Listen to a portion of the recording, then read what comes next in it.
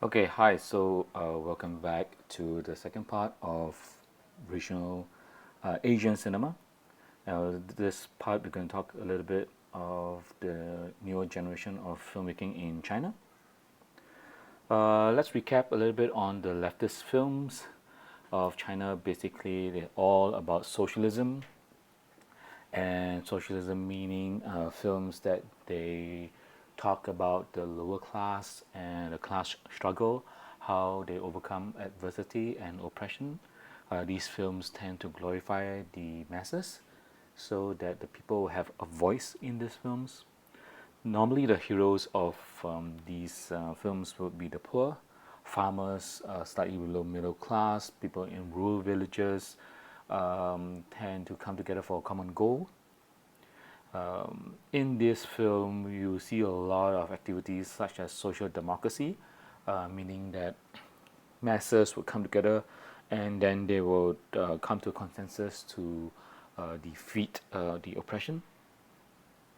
Another name for these sort of films, they are also known as progressive films. The term progressive meaning that these films show how the people would want to think forward, looking forward, forward thinking to progress their lives. On the other end of the spectrum, we have the rightist films. Normally, these rightist films tend to focus on communism, meaning that in its intellectual part, it will talk a little bit about the middle class or the upper class.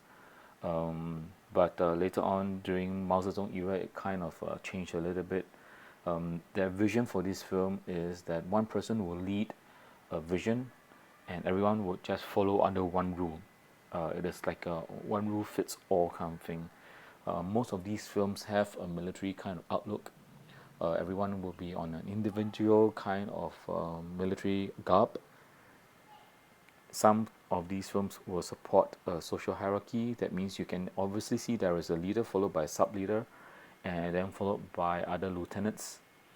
These films tend to be very dictatorial, which means that they would actually have people giving up orders.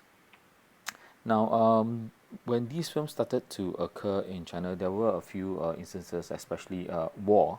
War was one of the main catalysts that actually affected a lot of situations in the Chinese film industry during World War II.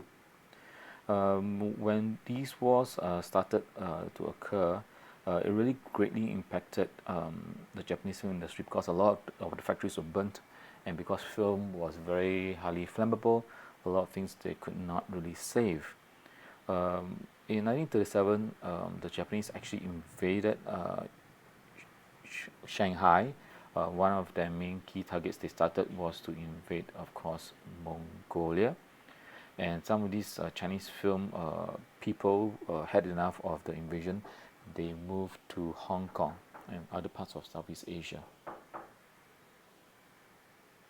And then after World War II, 1945, production resumed normal in the Chinese mainland.